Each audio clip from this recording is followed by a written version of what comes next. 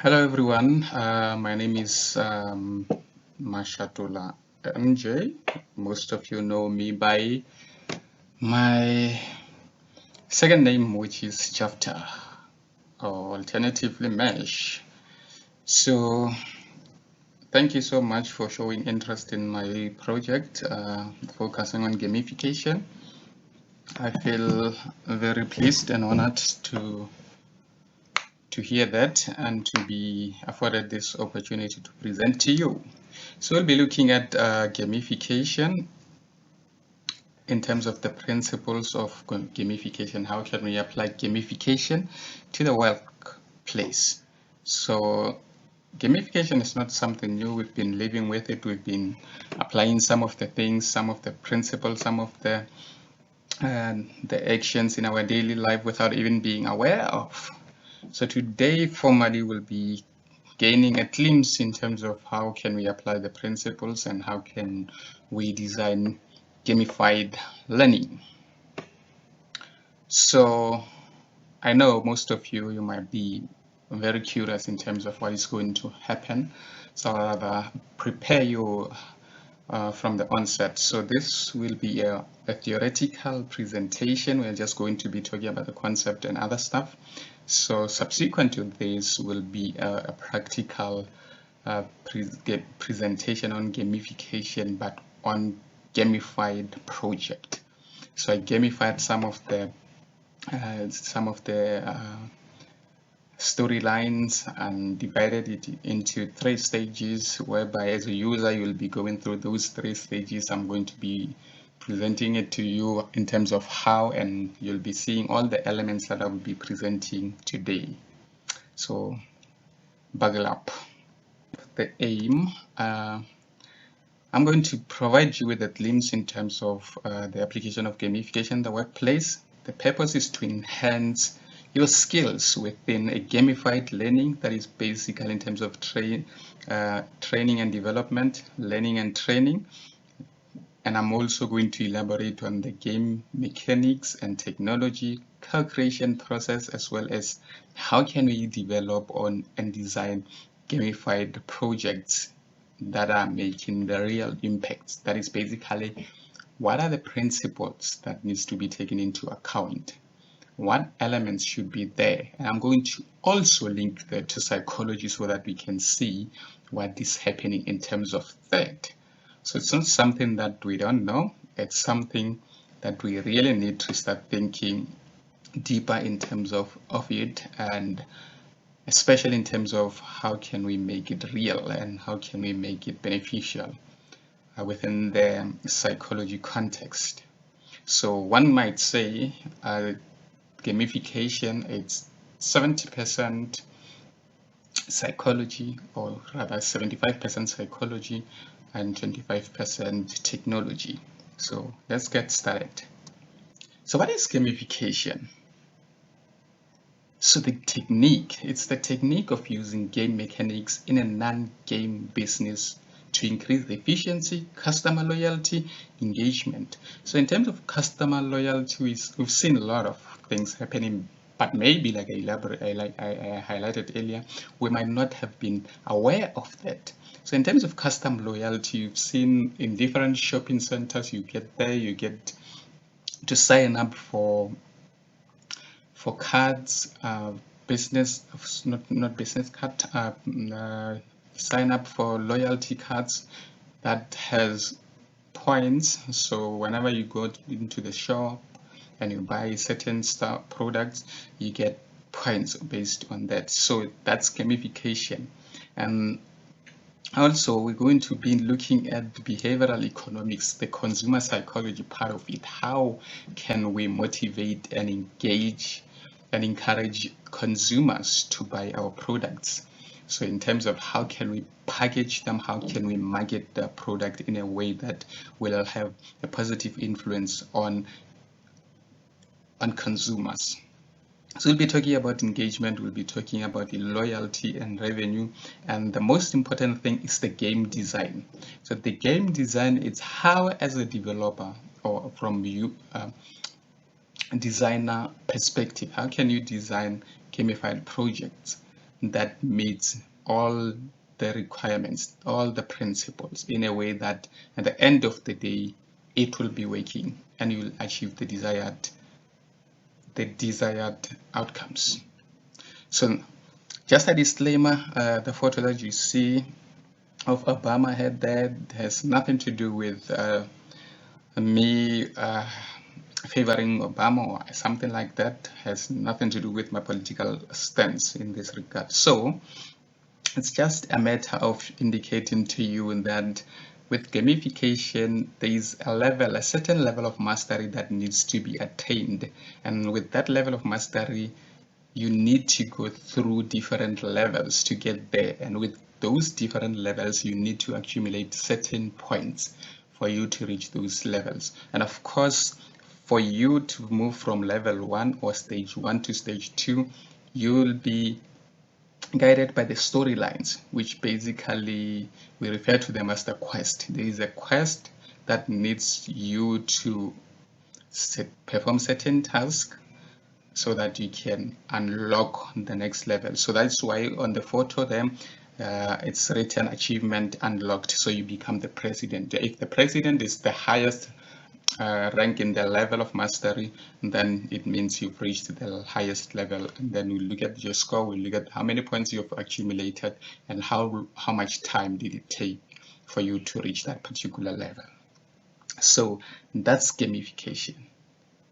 But let's forget about these slides. Let's forget about the theory, the books, and other stuff. Let's talk about something practical. Perhaps I should ask this question.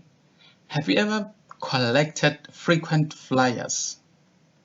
Like when you go to the malls, you find people giving you these flyers, advertising their business. Or rather, phrase it differently.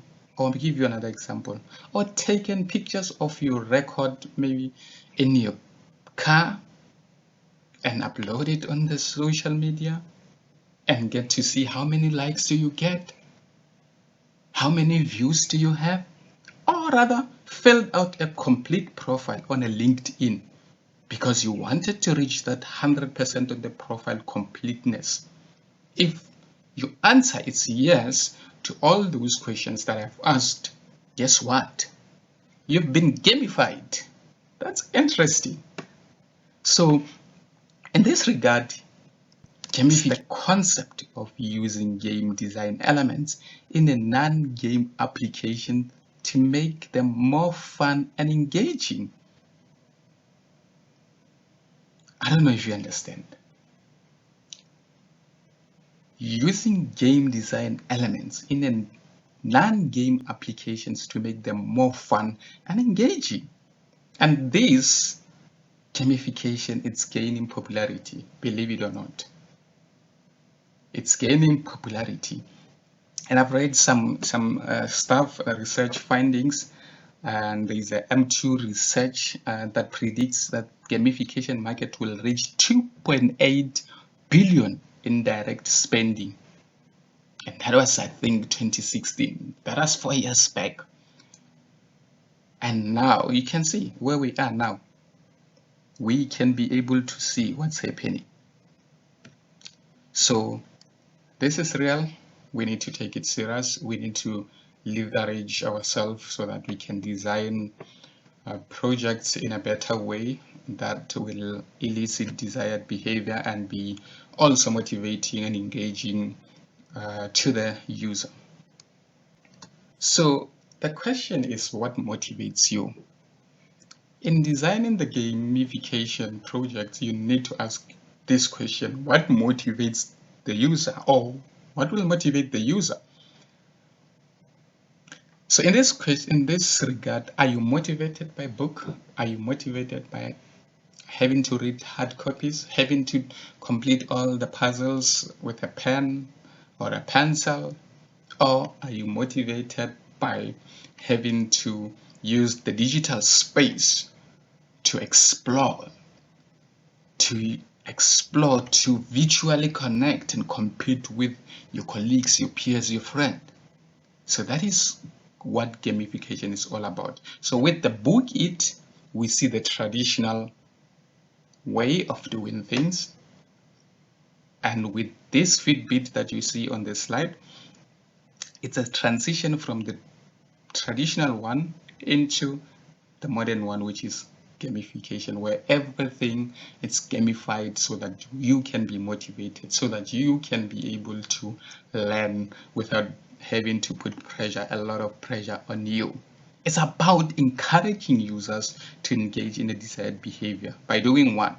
By showing a path to mastery through different levels, through the points that needs to be accumulated, and through badges. So that's what we'll be focusing on. And that practical gamification project that I mentioned in the beginning will also have those badges, those different levels, those points that you need to accumulate, and the progress bar, of course, to see how much progress do you have. So I made sure that I includes all of those so that you can gain a better understanding and be able to reflect on the theory based on the practical that you'll be seeing. How gamification works? I know you might be asking yourself such questions. It's about encouraging, motivating, engaging the user so that you can get the desired behavior. By doing what? By designing a gamification project or a gamifying materials or contents in such a way that they will show a path to mastery. The user needs to understand right from the start that this is the position, this is the current state where I am, and I need to get to level 1, level 2, level 3, and what is it that is required for me to get to level 1? So they will be reading the storylines, the quest to understand that, and accumulating points to move from one level to the next, and accumulating badges that represent their status in that gamified context. How is it taking place? We need to understand and take advantage of how human psychological predisposition works in terms of engagement.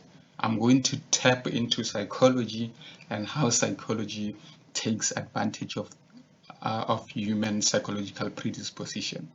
Take it for example, smart marketers. They use gamification or they gamify contents to increase consumer engagement. I made an example of consumer psychology in terms of how they package things, how they market their products in a way that will be appealing and will be attracting to us. So within this context, the consumers are rewarded with virtual teams. And those rewards in the gamified environment, we refer to them as points. Points for performing specific behavior. That is buying something, signing up on LinkedIn, Facebook, or anything that might be related to marketing, filling out your profile. There is always that progress bar showing you step 1 completed, step 2 completed, step 3, something like that. So we call it progress bar, which tends to show you how your progress in terms of completing or filling out your profile. So we see virtual teams becoming more and more popular. So by acquiring those points, they give you access to exclusive privileges in the real world. You go using your loyalty card to purchase certain products, and then you get points on that. You get access to maybe a holiday away, a weekend away, and you get rewards, you get discounts on certain products. That's what we're talking about. So in the gamified environment, it's levels. With those points, you acquire access to different levels or prices.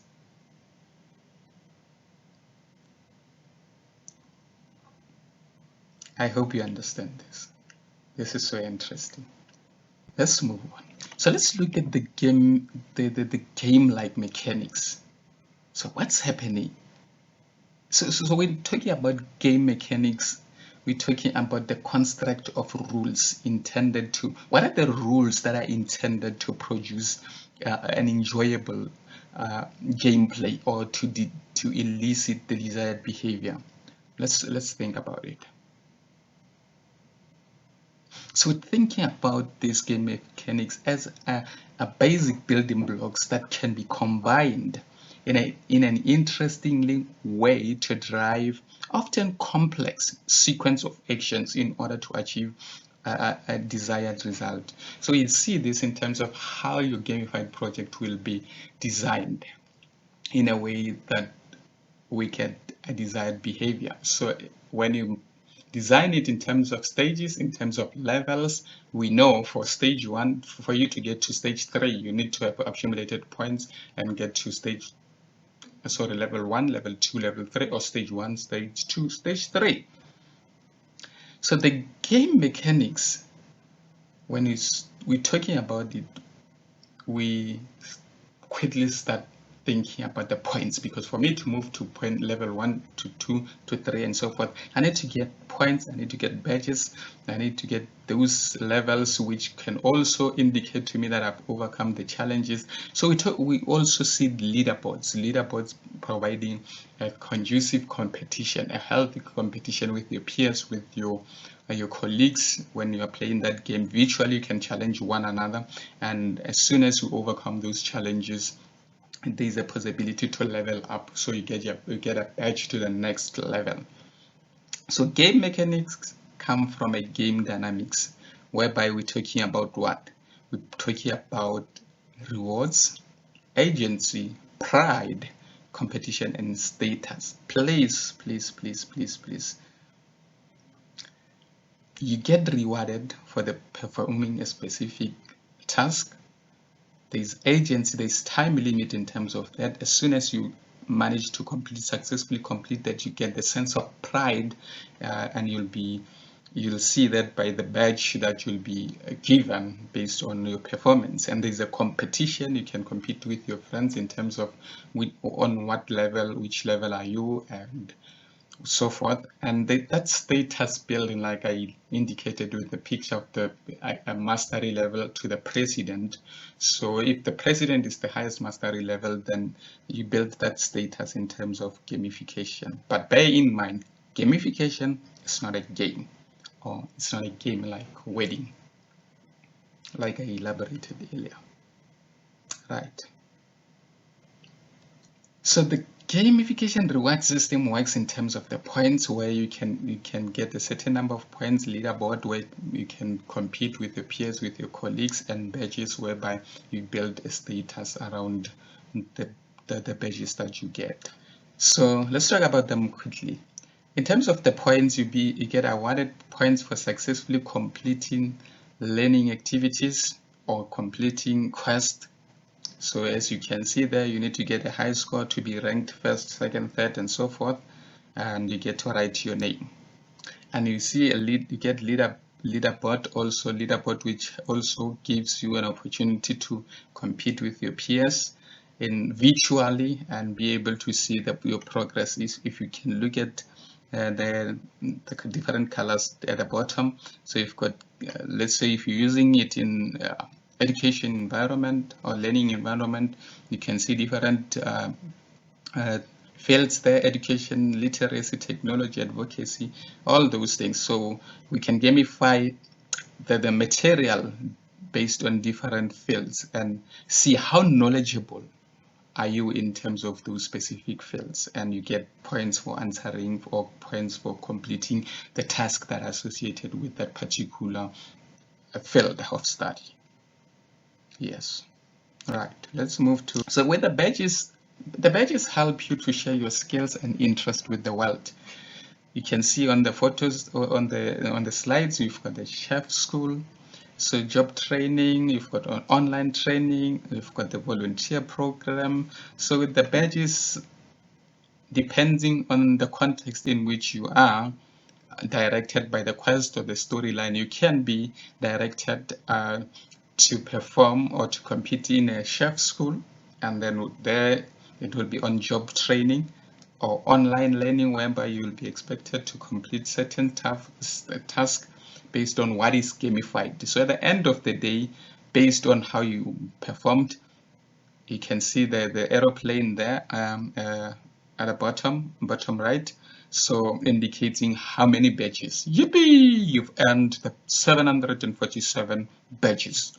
So you're flying high at 4,000 floors and halfway to your next badge. So that's a progress. That you get instant feedback in terms of that. And I mean, it's motivating. It's intrinsically motivating in terms of how you're progressing. Yes. Okay, we covered the reward structure. Let's move to the next one. So let's look at the gamification principle. What are the principle? What is it that we need to consider when we are gamifying contents or gamifying anything? So the goal, always bear in mind what is the goal of you gamifying or designing a specific project. The goal is to drive a user desired behavior predictably.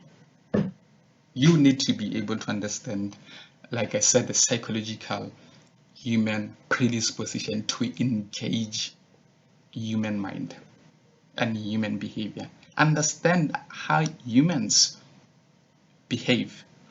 I'll quote. Gabe Zuckerman stated that gamification is 75% psychology and 25% technology. Wow, is it not interesting? That's very interesting because a 75% psychology.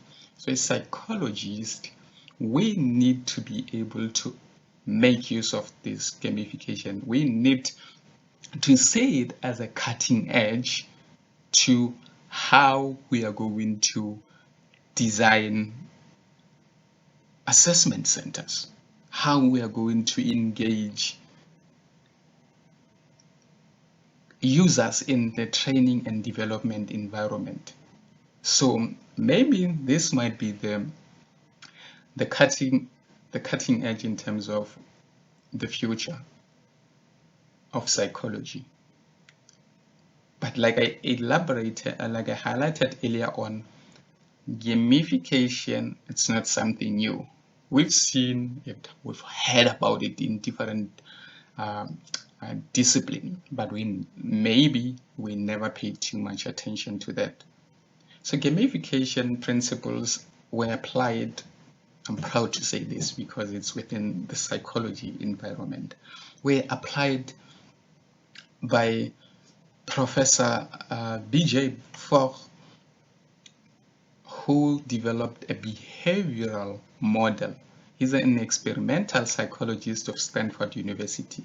So according to the Professor Fogg, 3 elements must converge simultaneously for behavior to occur. So 3 elements needs to take place at the same time for us to get the desired behavior. And that is motivation. There must be motivation, there must be ability, there must be a trigger. So if you can look at figure 1, let's study it carefully in line with the motivation, ability, and triggers, the 3 elements.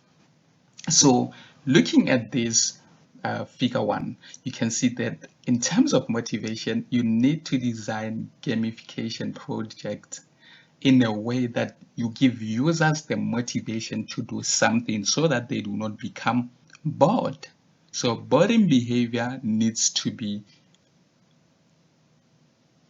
we need to get rid of boring behavior by motivating users to do something. It can be emotional investment or the promise of reward. So if you design it in a way that they know a reward will follow, then they are going to be motivated and engaged.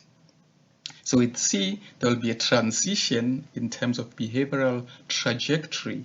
So from boring behavior and difficult behavior, as they are engaged, they are going through different levels. So up until they go beyond the threshold, whereby we will say they demonstrated the ability to transit, to go up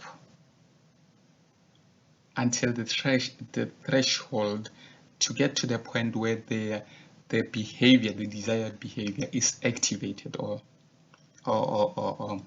it's activated or elicited. So in terms of the ability, you need to design it in a way that the user will be able to complete the action. Don't make it too difficult, it can frustrate them and defeat the purpose. Don't make it too easy, it can get boring. So strike the balance. And in terms of trigger, use a trigger or a cue to complete the action. And trigger or a cue to complete the action. Storyline, the quest, use them so that they can gain a better understanding of what is required. So what I need you to take note of is the structure is all about timing. Everything that I've explained here, it needs to converge simultaneously. It's about timing. How? That's the question that you might ask. If all the components that I mentioned here, those three elements, if three of them do not fire or do not happen at the same time, then the user will lose interest or become frustrated. So you need to be able to use these principles in line with those reward structure of gamification, such as reward, because in terms of this, we look at it, how are we supposed to design it in a way that is motivating and we get rid of boring and difficult behavior? You need to reward the behavior, the desired behavior. A reward has to do with something you receive and you feel positive about. Feeling positive part about the gamification or the gamified content is the key ingredients. Consumers or users should be rewarded with virtual goods, for example, points for a specific behavior, which is purchasing or which is playing this game, getting to the next level, or give them access to exclusive privileges, which can also mean access to the next level. The next thing that you need to consider, still in conjunction with the reward structure, is loss aversion. So most people strongly prefer avoiding losses. No one wants to lose. They want to win. They want to accumulate more points to acquire gains. So one way to get going with this is to give people something right away that they can lose unless they keep playing. So if you don't complete, for example, if you don't answer this question within the given time limit, you're going to forfeit, you're going to lose a point. But if you answer it within this time limit, you will earn a point. That is another way of showing the loss aversion. The status, competition, and repetition. Most people inherently want a higher status, and not only to keep up, but to outdo the Joneses, the Joneses. So this is why leaderboards are a good idea, to make achievements socially encouraging, to continually one up and stay motivated to reach clear goals. So the other thing that I'm so much interested in is feedback, because in the whole, as you can see in figure 1, what is more important is feedback. Feedback tells the user that their intended action was registered, meaning the trigger, if transcended the activation threshold, you got into the desired behavior, you get a feedback telling you that your intended action was registered and the outcome of that action. So you get points as actions, establishing a clear and instant reward system. It is also an immediate indication that the user is getting closer to the threshold or to the trigger or to their goal. So this is very important. That's the core, the crux of gamification. Right, let's move on. Wow, this is so interesting. I've been talking about this gamification. Now, the bigger question, something to reflect on. Gamification. Let's think about it. Have we not seen this before? The examples that I gave you, have we not been through them? Have we not experienced them before? We did. And the center and the most important thing that drives the gamification is psychology. You've learned about how human behave, how one's mind work, how do we behave across context. The behavioral theories, they also indicate that sociology, how humans within the society, how their behavior is influenced by those of others. The control theory, in terms of how do you get the desired behavior. The game theory, I don't want to waste a lot of time in terms of this, but consumer psychology, behavioral change, cybernetics. So we've been there, we've seen that. So let's move on. But the core is 75% of psychology, 25% of technology. Wow, this is interesting. In figure 2, we see psychology. In the previous slide, we see psychology being at the center, to substantiate that it's 75% of psychology. Now in figure 2, we see different theories within the psychology environment. Abraham Maslow's, the hierarchy of needs. We all know about that you need to satisfy the basic need before you can progress to the highest one, which is the self-actualization.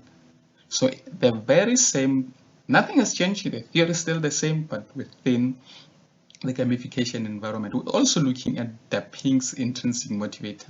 So according to these two theories, I'm going to briefly touch one by one and link them with the game mechanics. So according to Abrams, one needs to satisfy the needs. There's a needs, like the needs to be satisfied. As you start the game, there's a need for you to feel safe, to feel like, okay, I'm going to play this. I find myself in this storyline. Maybe the storyline, you are trapped in a desert. You need to survive. There's physical elements that you're exposed to. So there's a need. Your performance there, it's influenced by the high need for safety, for physical safety, for psychological safety, for the need to belong somewhere. As you complete those levels, different levels, which indicates that you are safe, you've satisfied the quest, you compete with your peers, because you and your peers needs to achieve certain badges which will give you a sense of belonging, which will group you in terms of which category do you belong. And with that category, with those badges that you acquire, you gain that social building, the esteem, confidence in yourself that you have got the ability to perform. So at the end of the day, if you're able to reach to the highest level, you feel self-actualized. So you feel like I'm competent in performing the task. So according to Abraham Maslow, you need to be able to move from level 1 or stage 1 to the next stage. So your success in reaching the top stage depends on your success or your ability to move from level 1 to 2. That's how the gamified projects are being designed. So there's no way you can move from you can start the game with stage 3 when you never satisfied the requirements, or you never accumulated the points from on level 1, stage 1, 2, 3. So according to the Pinks, on the other hand, he's talking about intrinsic motivators. For one to be motivated and feel encouraged in participating in a gamified environment, there's a higher need for purpose. Why am I doing this? We've got quests.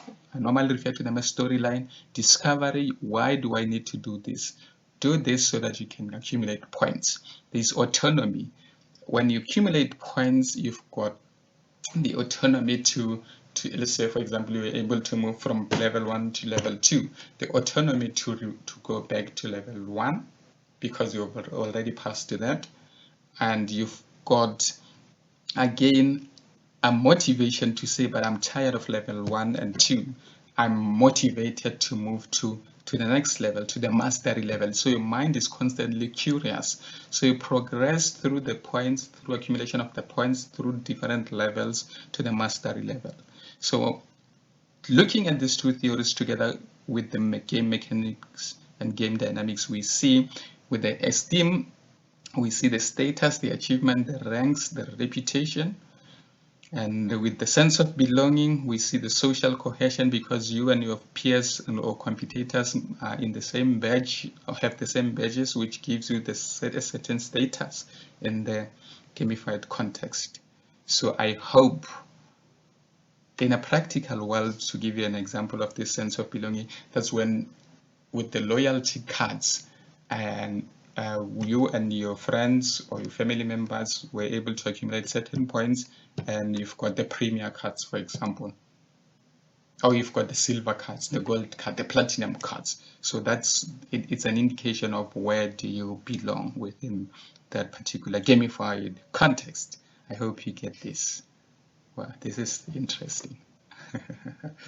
Yes. Right, let's move on. So what will the gamification program look like? The one that I've been talking about, the one that we will deal with, we'll work on later, at a later stage, you will see the procedure in terms of how to get to that practical part.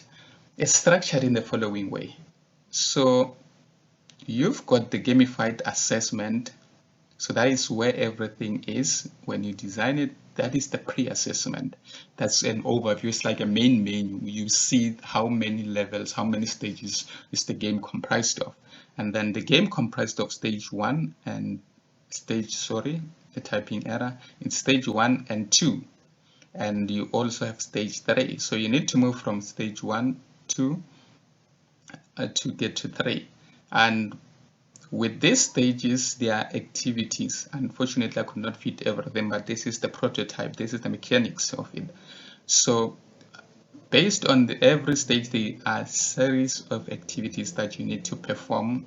You are guided by the storyline or the quest in terms of what is it that you need to do to get points. And then as you successfully complete those activities, you get to go through different levels. And you gain points, you progress through levels up until you get to a mastery level. That is the last level of that particular game, or the last stage of that game. So now here, the way I designed it is, if you are able to go through this and there's no indication of whether you mastered the level or what, which means if you are unable to satisfy the requirements of activity 1 or 2, then it will throw you to the previous level or to the previous stage. So it will take you backwards to stage 1. So if you were able to satisfy those of activity 1, 2 associated with stage 1 and 2, then you'll be able to progress to stage 3. So that's how the mechanics of the design of that particular gamification project looks like. So it's like, if you're unable to pass to complete to get the points on stage 2, you won't move to stage 3. If you are unable to complete certain activities, you won't move to activity 2 if you are unable to complete those of 1. Right. So what is most important in terms of this is to add meaning to your interaction. Add meaning to the gamified project no matter what. Meaning is important. So add meaning so that users can feel that they're interacting with the real world. Beware of a situation whereby your gamified project turns into a multiple choice, whereby you'll just see A, B, C, C, B, B, A, where it becomes easier for one to cram. So design it in a meaningful way, design it in a way that the users will feel like they are interacting. So get the users to start acting, to start feeling, and to start connecting with the game and reflecting on it.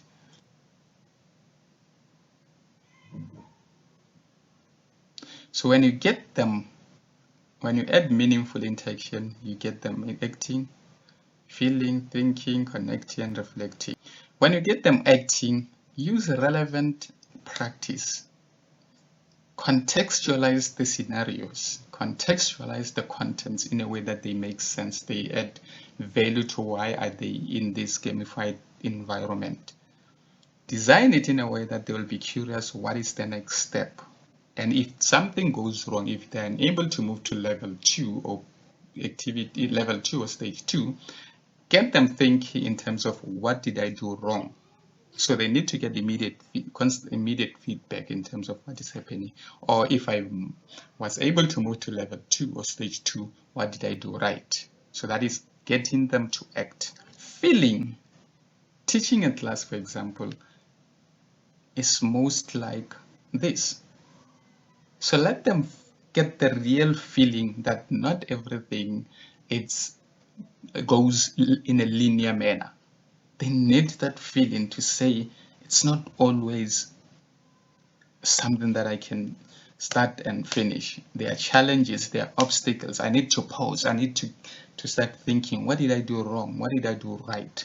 So get them thinking. You can see the pictures. Let them reflect on their strength, reflect on their skills, and strategize so that they can accumulate the points and get to the next level. Get them to connect, to share experiences and ideas, to reflect, to look back and work as they are working through the programs, to be able to say, no, but I've done this and it turned out to be wrong. It means I need to change, I need to do it differently. You can also use surveys or polls, or maybe I think per share. But what is most important is they need to be able to teach back in terms of their experiences. Almost done. So the other thing is reflecting. Get them to reflect of their experiences as they were going through the different levels, different stages. Get them reflecting in terms of what is it that they learned, what is it that they experienced as challenging, and how did they overcome that, and why did they not overcome that initially. So that is adding meaningful interaction to the gamified project or design. Yes, I enjoyed this and believe it. And I want you, as soon as we are done with this session, I need you to think, to reflect about this session today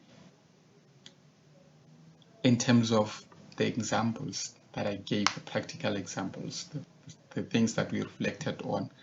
I want you to think about what are you going to start to begin doing. What are those things that you are going to stop or to continue doing as a result? So the same way as a user, after going through the gamified design project, you will start reflecting. What are those things that appears to be your strength, and how did they help you when you found yourself in that environment, and how are you going to improve on that, as well as what are your weaknesses, how are you going to develop on those, so as a result of having gone through a gamified project. Yes.